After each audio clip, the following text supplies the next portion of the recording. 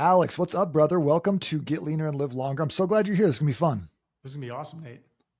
So, for anyone who's not necessarily familiar with you or your work, can you just give us a little bit of background? I know you went from head professional athlete to hedge fund analyst, but yeah, kind of talk us through that journey a little bit. Yeah, so number one, first and foremost, I love eating. I've always loved eating, whether I was an amateur athlete, a professional athlete, hedge fund analyst, Google employee, entrepreneur.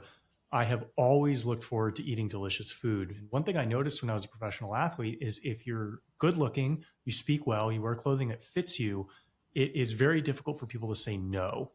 And so as I got done playing professional baseball and as I made my transition into the work world, I knew that I needed to maintain my commitment to diet and exercise if I wanted to have every advantage I possibly could. But in no way, shape, or form was I willing to eat salads or go hungry or count calories in order to get that advantage. So, in my time at Google, my time working in the cryptocurrency exchange, and also my time as an entrepreneur, I have figured out how to eat basically whatever I want, but not exactly whatever I want, making very, very small changes to foods that most people think are cheat meals: pizza, burgers, fried chicken, and tacos. And I figured out how to stay shredded year round, looking forward to my training in a way that helps me both physically but also professionally. And so I have learned these systems that both apply to fitness but also apply to real life. And at this point, I'm very fortunate to be able to help high performing individuals integrate what is essentially a delicious diet into their lives, but also the mental models that underpin the delicious diet that help them run their businesses and help them run their lives better. Gotcha. All right, cool. So, what would you say to someone who's like, food is fuel? You know, these are the type of people who live to work.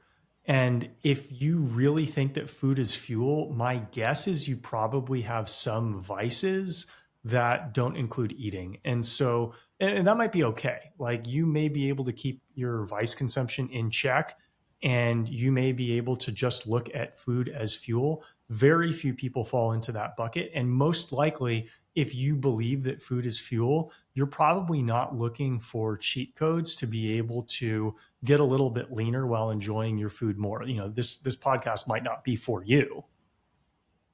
I don't think most people believe that. I feel like that's a statement perpetuated by coaches who don't Oh, okay. necessarily see the societal underpinnings of food, and like food is a love language, which by the way, I feel like the five love languages got that wrong. That should be at least six tacos in there. Right. And then also like the cultural implications of food, like you ever go to like someone's like grandma's house, they're making like a big like spread. And if you don't eat, like you are insulting that person by not like receiving their love. Right. So Right. I like the ideas of having these mental models that can go from nutrition to training to carry over into your work, even into parenting. So I'm curious to dive in and hear a little bit more about how you are able to eat the foods that you love and eat pizza without necessarily worrying too much about it while staying shredded year round and enjoying your training. Can you talk us a little bit through that? Like what's like, where that come from? Give us a little background first, if you don't mind. Yeah. So I never thought that I would have six abs, particularly into my 30s, because I didn't have them when I was a pro athlete. What I wanted to Tell us a do, little bit about your like pro athlete. What did you play? How long did you play, et cetera? yeah, so I was a professional baseball player. I grew up wanting to be a major league baseball player. I went to Vanderbilt University on a baseball scholarship. I got drafted after my senior year, played a couple years in the Colorado Rockies organization. And, I was always in shape, but I wasn't, the guy who was the most shredded dude in the locker room who obviously had genetic advantages over everybody else. In fact, I was probably one of the least talented people on most of the advanced teams that I played on in the college and professional level.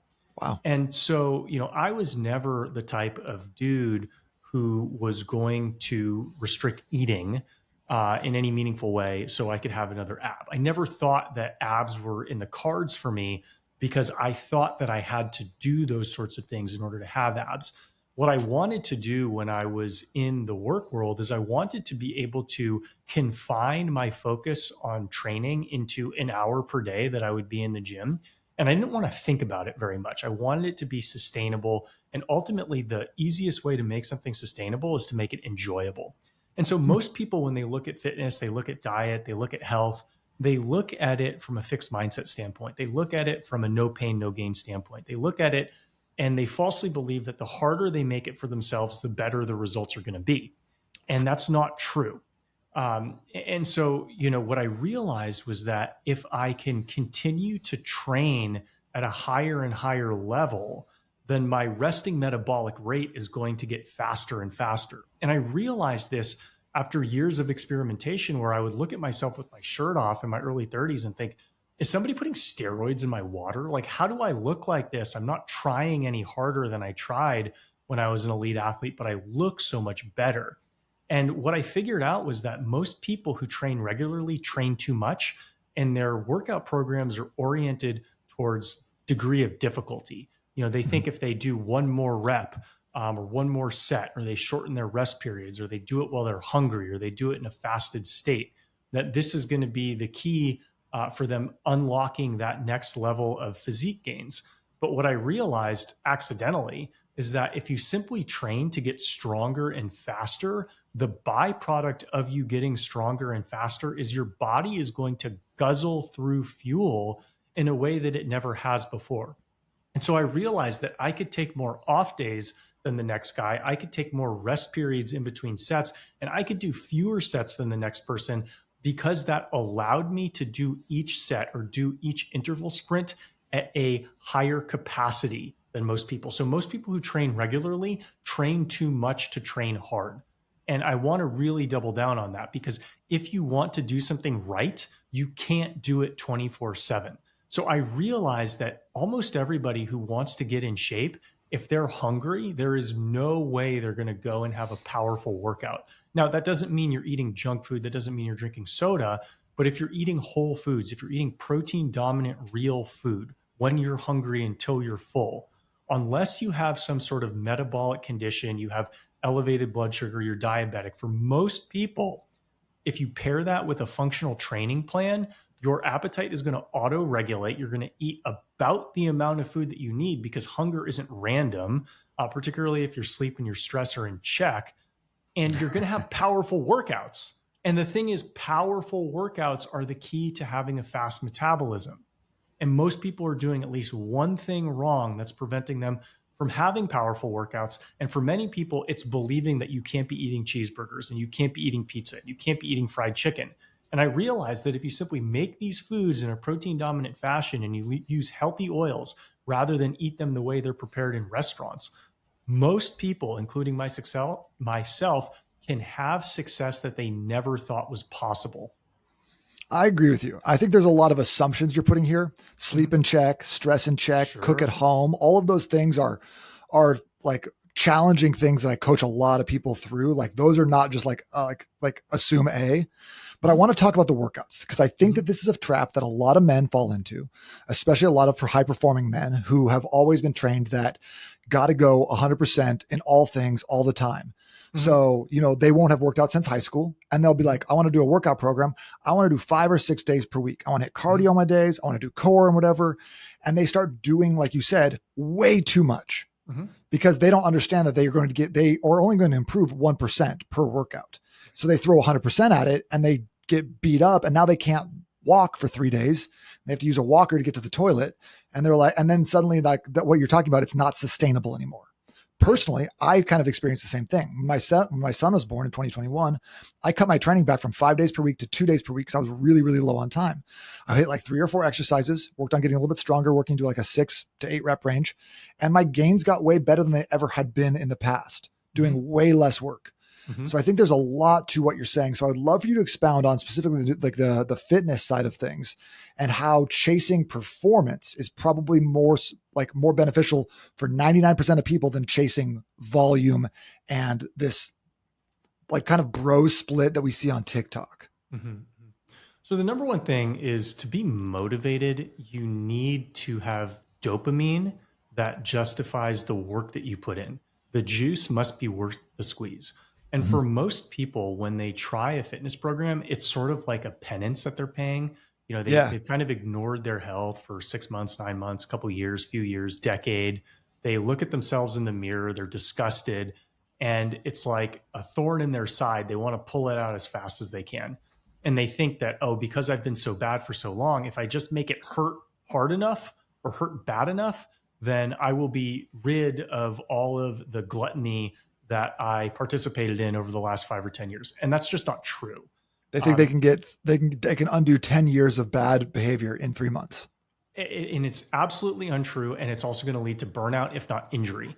100%. And the thing is, the way you want to keep yourself on a path to success is by seeing the results from the work that you're putting in, but by enjoying the process, really. And it sounds cliche because everybody says enjoy the process. Well, what does enjoying the process mean? Enjoying the process doesn't mean loving the fact that your workout hurts or is hard. Enjoying the process means, you know, taking joy in the fact that you were able to perform your interval sprints at a higher capacity this week than you were last week. That's a sign of your body getting better. You were able to do an extra rep on a lift with good form compared to where you were at last week. You were better than where you were last week. If you can get yourself addicted to getting 1% better this week than where you were last week, that will compound. And at the end of 1 or 2 years, you will be in extremely good shape. But you have to get addicted to that 1%. And a lot of performance coaching is just figuring out how can I get my clients, which was downstream from figuring out how I could get myself addicted to trying to get 1% better than where we were last week. I'm a big fan of 1% better, in case you can't tell. Yeah. And it's one of our core values in the business. And it's just something I feel like that if you can adopt that mindset, it makes everything else a lot easier. And as you mentioned, you're not going to get 10% better week after week, no matter how hard you try. And so you have to realize that the effort that you put in has a diminishing marginal return. And so if you haven't trained rigorously for a couple years, you're going to be sore after your first workout, no matter what. Oh, yeah. You just want to go and get the motions done and not get hurt. Your first several weeks back, it's just training your body to train at a high level. If you try to train at a high level without getting your body in shape to train at a high level, there's a very good likelihood you're going to get hurt. And then you can't train at a high level until you're healthy again, if you're lucky enough to get healthy again.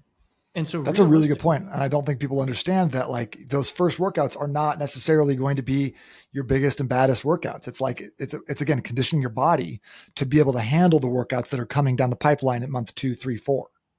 And you're going to get better from them. So, whether you work out at 100 out of 100 intensity or a 60 out of 100 intensity, your first week back, you're going to get 1% better. The difference is if you work out at 100 out of 100 intensity, you might get hurt.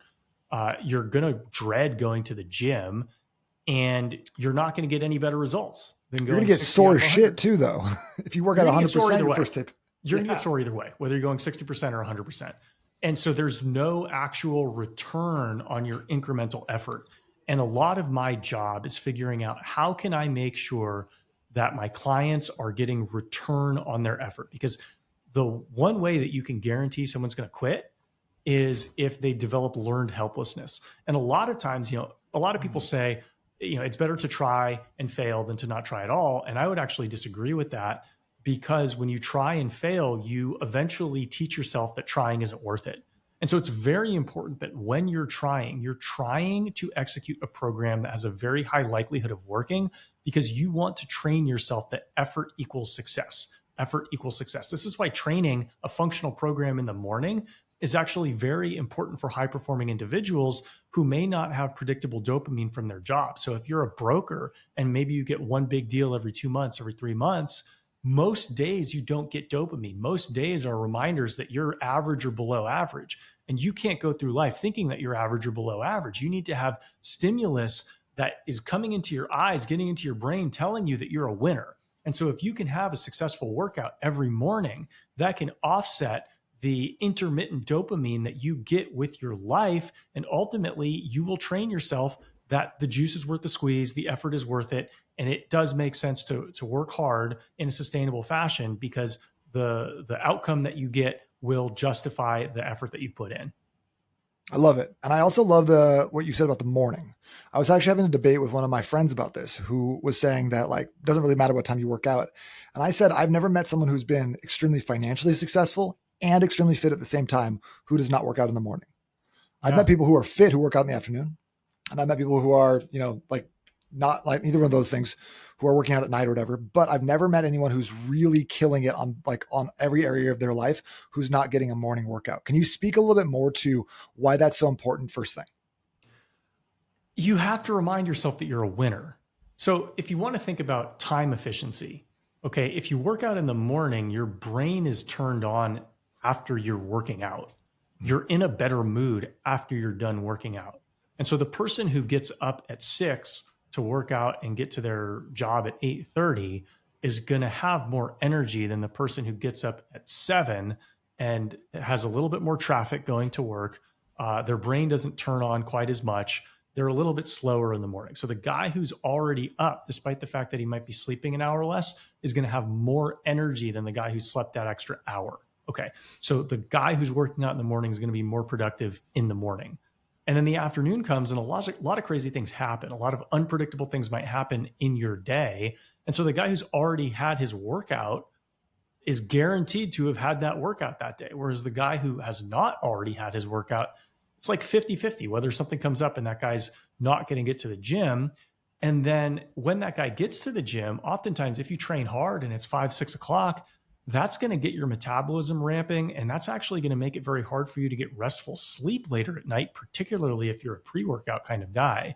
And so if you want to have good circadian health, if you want to be able to sleep regularly, then it is very important that you be able to train before work so that you can, effectively get it done and sleep well when you're done. Because a lot of us don't own our days. Like we start our work days and then we're putting out fires. A lot of people have demands on us. You got to pick up your kid from school. There's different things happening all the time. So if you're only 50-50 in the afternoons, I 100% agree with you. I also like what you talked about being a winner, because I think that like a part of fitness and nutrition that doesn't get talked about often enough is that identity piece, right? If you always identify as being like the funny fat guy, you are never, no matter what program you do, no matter how much like good food you eat, you're never going to outtrain that identity in the long run. Mm-hmm. Mm-hmm. But if you've consistently reinforced the fact that you're a winner, you are someone who is exercise oriented, you are someone who prioritizes their fitness because you've done it every single day. You're always casting that vote for the person you're becoming. I think you start to gradually shift that identity towards being the one that you want it to be versus just being an afterthought. So I love the morning workouts. And I think that I think that's a cheat code for life. Absolutely. I mean, you're absolutely correct. The net worth of people in the gym who are there at 6 a.m. is like higher than any other time. Yeah. Plus being in the gym at 5 p.m. sucks ass. Mm-hmm. There's like 19 dudes. They're all using the bench press. All the machines that you want to use are being used by someone else. Mm-hmm. You're sitting around. Your workout takes you 15 minutes longer than it should. It's just, and you're like dreading going there. Yeah. So like, yeah, all good things for getting there early. Absolutely. Let's talk a little about nutrition though, because I want to talk about your mental models and how you think about food and then how you've applied those into other areas of performance in your life. Yeah. I think food is like debt. And so most people should have less debt, but that doesn't mean everybody should have less debt. The richest people have a lot of debt. Mm-hmm. And so if you're eating the right kinds of food are a cheat code to having the best kinds of workouts. And so it is incorrect. It is insufficiently granular to say that you need to eat less in order to be fit. I've worked with people who've had to eat more in order to lose fat. And so the question is, what is the quality of your debt? Is it credit card debt or is it business debt? If you're taking on debt to buy income producing assets, that is very different than taking on debt to buy, luxury goods that you don't need. Just like if you're consuming calories that will enable you to have a powerful workout, that's very different than you munching on Doritos when you're not even hungry. Okay, so eating protein dominant real food when it powers a workout is like having functional debt. It will make your workouts a lot easier. And part of me is I'm always trying to figure out cheat codes. I'm always trying to figure out how to make hard things easy. And I realize that if I'm going to push myself hard in the gym, it's a lot easier when I have fueled myself with protein dominant real food prior to my training. And that protein dominant real food can include pizza, can include burgers, can include fried chicken, frequently includes tacos. Okay. All of these always foods, includes tacos. Yeah. Of course. Can you talk about how you are you like making these meals all yourself? Because I feel like that is a big impediment to a lot of busy people, is creating healthy meals, even if it is like a homemade pizza. It can be. What's your cheat code there? It can be. I mean, I had a little bit of extra time right before we started recording. And so I spent 45 minutes cooking about a pound and a half of burgers and 5 pounds of braised meat. And so basically, I just had to sear everything, and it's now cooking in my oven. And a lot of success is figuring out how work can be done without you proactively doing it. And so I just need to do 45 minutes of meal prep. And with that 45 minutes of meal prep, I've prepped 7 pounds worth of meat. 7 pounds worth of meat is enough to feed a family of three for 2 days. Okay. And so everything else, that's not meat can be easily prepped. You toast some bread, you cook some rice. That stuff doesn't take very long. But I applied 45 minutes of effort to cook enough meat for a family of three for 2 days. And if that's important to you, like chances are, if you're going to a restaurant, you're waiting for them to make your food and you're not getting enough meat anyway. And so you're either going to have to order a second meal, which is going to take more time, or you're going to have to stop another place, which is going to take more time. And it's also incredibly expensive. Okay. So I just prepped 7 pounds of short rib, chuck roast, and cheeseburgers. And if I'm doing my math on the fly, I'm paying $6 a pound for organic grass-fed burgers at Costco. And I did 2 pounds of that. So that's $12. And then I'm paying $11 a pound for my short ribs and chuck roast. And I did, what did I say, 5 pounds of that, plus some bone broth. So I'm spending $75 on meat for a family of two. And that might be more than most people spend, but this is all red meat, right? And so $75, if you want to have a lot of protein in a restaurant meal, feeds one person one meal. And I just did 45 minutes of meal prep, and it's going to feed three people for 6 meals. I love this. This is the strategy that my wife and I have used forever. I call it batch meal prep rather than like meal prep, where you're cooking like the tilapia, the rice, the asparagus, and you're packaging them all in little Tupperware. And by Friday, you're like, I hate this and I don't want to eat it anymore. But I love Right. the idea of having meat, because you can take that meat, you can chop it up, you can put it in tacos, you can make a tikka masala, you can make it into a fried rice, you can do it and apply it in a lot of different ways, making those carbs in the moment using a rice cooker, which takes about 10 minutes Mm-hmm. versus having to like prep all these things ahead of time. So I'm 100% with you there. So what's your strategy on coaching people to do this when they have never done this before? Is it simply getting them to do it a couple of times and seeing and feeling the results and the difference? Well, to be honest, a lot of the people who I work with have extra money that they can pay other people to prep food for them. If it's from a restaurant or if they have a wife who doesn't work, like a lot of my clients, that's not something that's inconceivable. And so I don't care, frankly, if you get your food from a restaurant or if you're prepping it yourself. I care if you're eating enough protein. And so if you want to spend an extra $50 a day and have somebody else prep your food, go for it. But the point is, you need to be eating protein dominant real food when you're hungry, instead of eating snacks that are predominantly carb based processed food with sodium and other additives that are designed to make you eat compulsively. I like rice. I mean, excuse me, I like salt. I also like rice. I like But both of those things. yeah, Yeah. right. I'm a huge salt fan, but when it comes to eating packaged goods that have extra sodium put on them, that stuff is designed so that you don't get you don't get satiety signals, and so you just keep eating them indefinitely. The key to eating the right amount is eating foods that make you less hungry when you eat them. So when you eat meat, you become less hungry when you eat it. When you eat carbs, particularly processed carbs or added sugar, you become more hungry when you eat those. So unless you're trying to gain weight, most people should be eating more meat and fewer processed carbs and less sugar, not simply because of the calorie count of the individual things that they are eating, but because what these things do to their diet. And so when you think about mental models, I want to make sure that everything I do is done as easily as possible. So the easiest way to eat less food is to eat food when you're hungry and not eat it when you're not hungry. The easiest way to eat less food is to eat food that fills you up and not food that compounds your hunger. So just like the way that I looked at swinging a baseball bat, you want to make sure that the motions that you're undertaking are fluid. You don't want to be fighting against yourself. And that's why sports has provided me with so many analogies that help diet be easier, that help fitness be easier, that help life be easier. Because number one, you are your most likely worst enemy if you're getting in your own way. And if you can structure your day and structure your efforts so that you're not getting in your own way, success feels like cheating. Yeah, I would agree with that.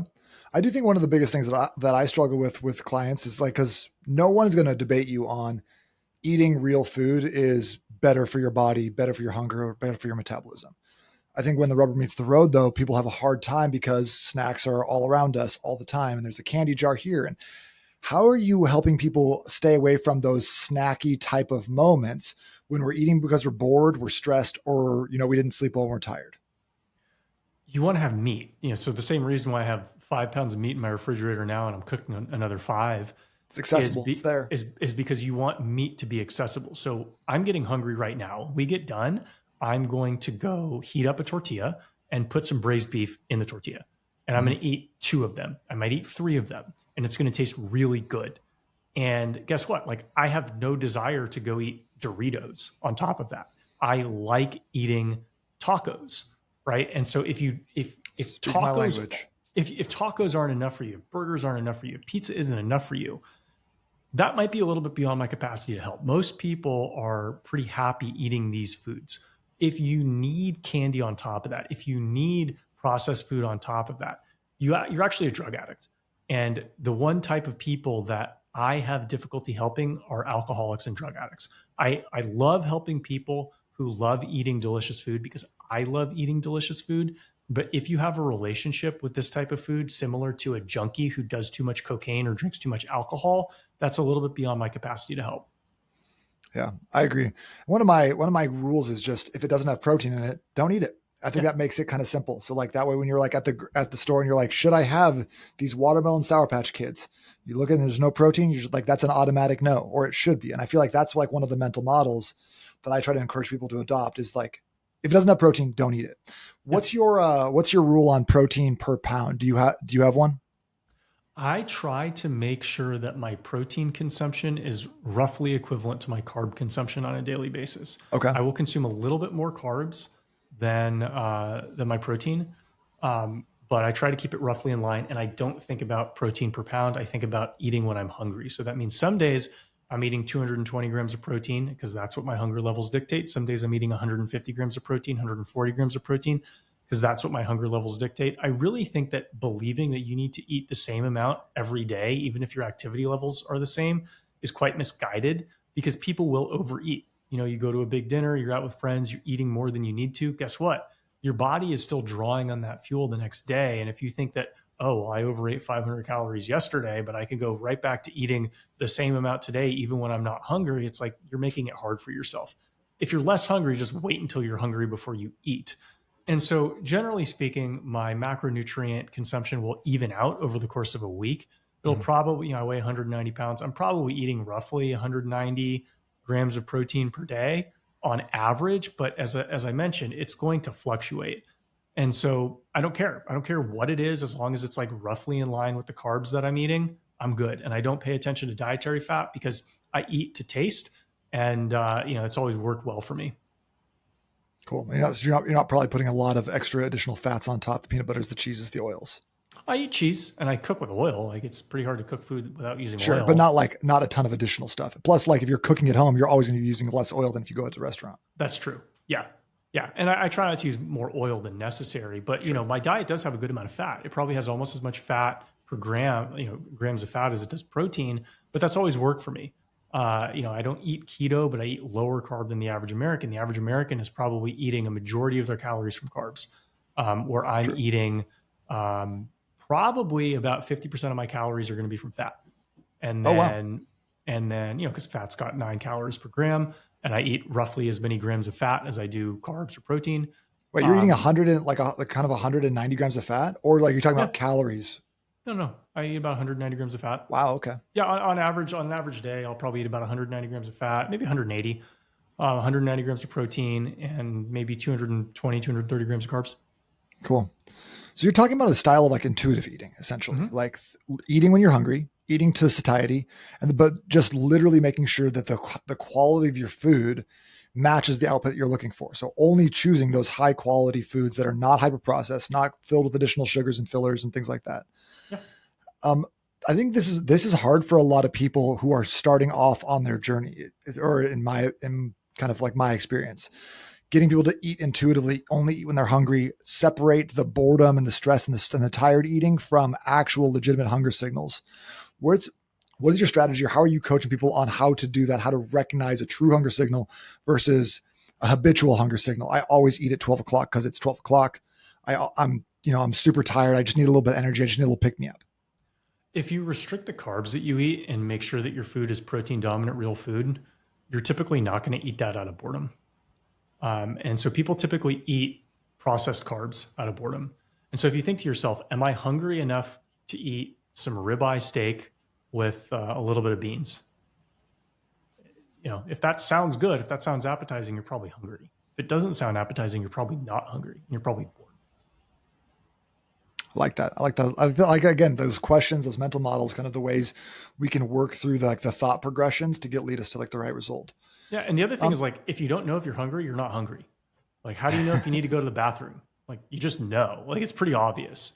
Am I hungry now? No, you're not. You know when you're hungry. Yeah, it's true. But I also think that if you're coming from a place of eating a lot of highly processed foods, like you said, it shuts down those natural satiety signals, right? Like a McDonald's cheeseburger. And then obviously that's not going to fit into our whole food model we're talking about, but it's designed to be eaten in like 3 bites or less. By the time it hits your stomach, you're not even recognizing the fact that you've had 500 calories. So that's why you go back for more. That's why their fries are covered in salt and sugar. Because no one's eating a single fry at a time, right? We're just doing the claw method. We eat at In-N-Out quite a bit, but if you look at the burgers that I get from In-N-Out, I get 6 meat patties and 6. What's your order? Talk me through the In-N-Out order. So I will get a 6x6, which they don't give you. You have to get a 4x4 and then flying add on the side. Yeah. And so if you actually look at how it breaks down, there's like 75 grams of protein or something like that in the 6x6 and 40 grams of carbs. So it's like, yeah, what's wrong with that? I mean, it's cooked in sunflower oil, which isn't the best. So it's not like I'm eating it all the time. But In-N-Out is, probably eat it once a week and I don't worry about it. You make it work for you for sure. Do you do it animal style? That's the question. No, I mean, I get onions and meat, cheese, and bread. And I don't put like the Thousand Island dressing or any. That's kind of gross to me. Even if it was good for me, I probably wouldn't be eating it. I do the 4x1 now, and I get the 2 patties on the side, and then I ask them 4x1. So 4 patties, 1 cheese. Oh, interesting. Okay. Because I'm not trying to I feel like I get too much fat in my diet anyway, so I try to cut down on that in like some external areas.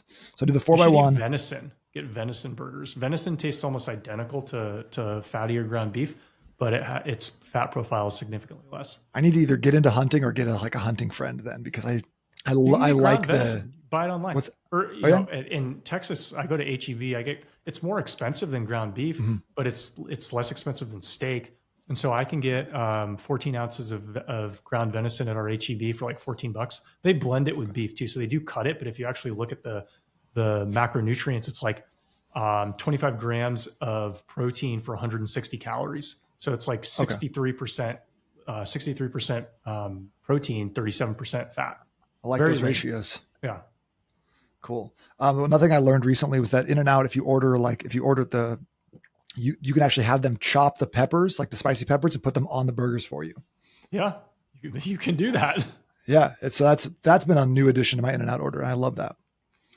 I love your whole methodology and your thought process around nutrition. I love what you're talking about with training. Let's talk a little bit about stress, performance anxiety, and how you kind of experience those in your life, and how you've been able to overcome those using some strategies and mental models. I mean, playing baseball in the SEC was the most stressful 4 years of my life. Where I can't imagine. My baseball is the most stressful sport because it's not about necessarily everyone's good. It's all about who makes the least amount of errors, right? And it's very obvious who makes a mistake. Whereas in other sports, it's less obvious who makes a mistake. Yeah, and there's a reason why they say baseball is 90% mental. It's because hand-eye coordination is the number one thing that goes when you're nervous, and so you lose fine motor control when you're stressed out. Whereas if you have adrenaline and you have anxiety, you can probably run faster, you can probably lift heavier, but you cannot control your fingers as well. And so that's why people make bad throws when the game is on the line. That's why people are not able to take good swings when the game is on the line. They're not able to find the strike zone when the game is on the line. It's because when your mindset is misaligned with what you need to do, it is very obvious. And so baseball was the most stressful experience of my life playing in college. And what I had to do was I had to figure out how I could put myself in a position where it didn't seem like the gravity of my actions was as high as it really was. Now, I knew at the time that my ability to perform on the field would be directly related to my ability to find gainful employment after I got done playing. And that turned out to be true. My first job working at a hedge fund after finishing playing professional baseball was working for a fan who watched me play at Vanderbilt for 4 years. He was a Vanderbilt University grad, big supporter of the program, ran a successful hedge fund, liked the way I competed, loved the way that I thought. But if I was, competing like, somebody who's terrible, I don't think that guy would have extended me a job offer. And I knew that at the time, unfortunately. And so because I was aware that my actions had, implications that would be very closely linked to my ability to succeed after I got done playing baseball, I had to figure out how to put myself in a position to manage the stress. And basically, I developed tools that helped me, not just in baseball, but they helped me through my corporate career. A lot of people who I worked with at Google were under a lot more stress than I was because I always had to figure out how I could put myself in a position where I wouldn't be vulnerable, where I always had multiple escape plans. And so I try very hard in my life, and I have tried very hard over the last 20 years to not get put in a corner where I only have one escape route. I'm always looking for multiple ways where I can pivot in case something doesn't go my way. And so Can when you I was unpack that? working Give at like an example. yeah, so when I was working at Google, most of my colleagues were trying to get promoted because most people who work at corporations try to get promoted. I never tried to get promoted working at any corporate job. And the reason was because if I try to get promoted working at a corporate job, I am trying to serve one master, and that's my present employer. I was always trying to build value so that external employers or external markets would find value in me. And so that worked. When I left Google, I got a $50,000 raise because I was much more cognizant of building external value than building internal value. And then when I got that job, rather than try to get promoted in that job, I was continually cognizant of trying to build demand for my labor, demand for my services outside of that employer. And that's how I ended up building a social media following. That's how I ended up creating products that ultimately were easy enough to monetize that I was able to leave the corporate world and begin working for myself. Is because I'm always looking for ways to not get backed into a corner. Because number one, if you want to manage your stress, don't find yourself with your back against the wall. Mm.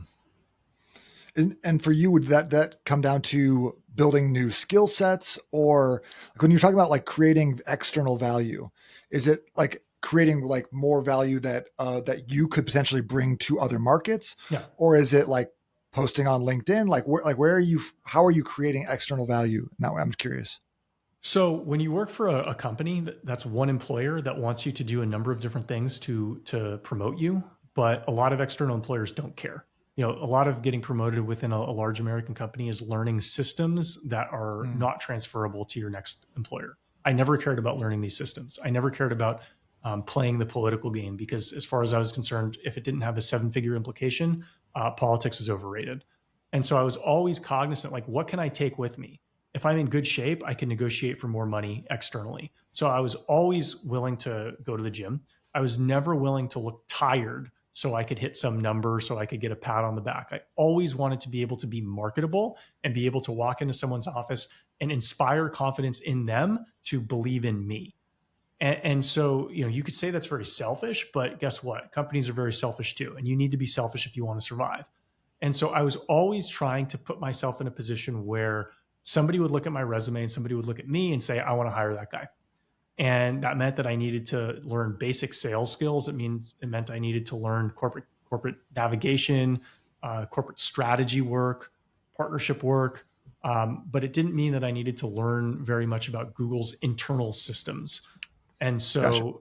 so, always think about what the market is going to pay for. What are other people going to pay for? Not necessarily what the person who's paying you right now will pay you for. And you'll end up being able to serve more customers if you're running your own business. You'll be able to serve more businesses if you're an employee. And if you can serve a wider subset of customers, then you can choose to work with the ones who are higher margin customers. You can make more money by picking who you work with rather than defaulting to working with the people who you have to work with. I love what you said about inspiring like the confidence for them to believe in you, and how you talk about like hitting the gym and making that a non-negotiable, because I do feel like when you show up and you look the part and you're fit and you have clothes to fit and you have good energy because you put in all the work for yourself early in the day, no matter what, people are going to believe in you. So I love that idea. But speaking of Yeah. seven figures, you have the 777 club. Can you talk a little bit about that? What's entailed in that? And maybe when is the first time you hit it personally? Yeah. So 777 Club is having seven figures liquid, being able to run a 7 minute mile, and being able to sleep 7 hours per night.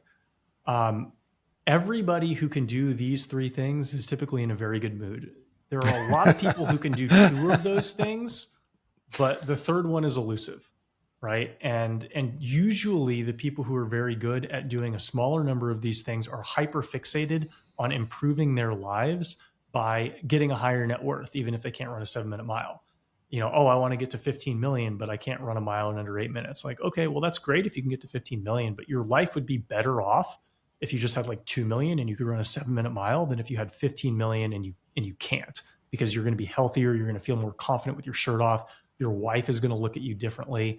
And then a lot of people who can do both, both the mileage and the net worth, they're not sleeping enough. And so they're constantly at lower energy than they should be. And I would be in that latter bucket. So, I was able to knock off the seven figures liquid 7 minute mile. I think 2021 was when I first crossed that. The 7 hours of sleep has been something that I've not gotten until the last several months. Sleep has Really? been, yeah, it's been, I did everything that I did in fitness, sleeping like 5, 6 hours a night. And Wow. yeah, it was crazy. Right. And, imagine that 525 pound deadlift at 4.5% body fat. If I had actually been sleeping 7 or 8 hours a night, it would have been much, much better. But the stress that I was under as an elite athlete, stuck with me for a long time. And I can tell you, and the reason why I can look at my wealthy clients in the face and say this because I mean it, is my quality of life is substantially better because I've focused on doing things that are going to make me healthier and prioritize that over getting to 10 million, getting to 20 million. And so, yeah, I'm only a single digit millionaire, but I've been able to spend time focusing on my body and spend time focusing on my sleep and spend time, regulating my nervous system so that a lot of the damage that I did in my early adulthood is being controlled. And I'm able to enjoy life. I feel better at 39 years old than I felt at 29. I felt better at 29 than I did at 19. And so, I'm constantly getting better. I am aging, but I am constantly getting better by focusing on my weakest links at all times. Talk to me about like what changed in the last few months to enable you to get those 7 hours of sleep and actually prioritize that. Like what did you do? What supplements did you take? What kind of protocols did you use? Was your mental models like? Because I feel like that's something that a lot of people struggle with, where they wake up in the middle of the night, they can't go back to sleep. They're scrolling TikTok, they don't fall asleep till midnight. Like what's been the thing that worked for Yeah. you, since you were ostensibly on paper extremely successful in all these other arenas? So I stopped consuming caffeinated coffee. Mhm. I will only consume, Entirely? yeah, I consume Wow. decaf coffee. I do drink iced tea, and I drink Diet Coke sometimes. But all of the caffeinated beverages that I'm drinking will have under 50 milligrams per drink. And very rarely, like I think a few days ago, I had like 32 ounces of iced tea because I was just craving it. But it was harder for me to sleep that night because that Mm. was the equivalent of a cup of coffee worth of caffeine. And that's a lot more than I generally have. Most days I'm having 20, 25 milligrams of caffeine, which is a quarter cup of coffee. Like nobody who drinks coffee is drinking a quarter cup of No. coffee. No. And so, reducing my stimulant consumption, getting off screens an hour before bed, trying to get morning sunlight, trying to get exercise every day. That's been a big one. Because previously on my off days, I wouldn't like worry about getting steps in. I wasn't fat. I'm like, well, I don't really need to get steps in. No, I need to move every single day in order to make myself tired enough to go to sleep. And then recently I started biohacking with a DSIP, Delta Sleep Inducing Peptide, which is designed to get me more deep sleep. Now, that's not a sedative. It doesn't make you fall asleep easier, but it is supposed to get you more deep sleep. And so I don't track my sleep because I don't want to be neurotic about that, but I do feel better. And I feel better now than I've probably felt at any point in my life. Is that a daily peptide, and are you taking that at Yeah, I night? take it about 3 hours before bed. Okay. Injectable or oral? Yeah, injectable. Okay, cool. Alex, this has been like just a ton of really, really great pieces of information. Love seeing how you're utilizing the skills that you learned through professional athleticism, through some of these like multi seven figure businesses that you've worked for to transfer those into your own life and your own fitness. I think that's incredibly impactful. And there's so many parallels you can draw between sports, business, and health and fitness.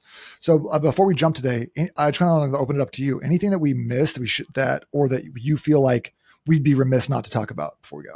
Well, a lot of people might listen to what I preach and think, well, I can't do that. Mhm. And the answer is yes, you're right. You can't if you try to live life the way you're presently living it. Every major breakthrough comes from doing something that's counterintuitive. And so you have to question what your sacred cows are. And if you're willing to be flexible enough and question your sacred cows and reprioritize what is important, I guarantee you that you can live a much more rewarding, much more successful life than you're presently living. You can, in all likelihood, have better results with fitness with less effort than you're presently giving. You can likely run your business more efficiently with less effort than you're presently applying. But you have to be willing to question your sacred cows. You have to be willing to do something that's a little bit counterintuitive. Love that. Alex, thank you so much for being here today. This has been a lot of fun. Appreciate you, brother. Thank you, Nate.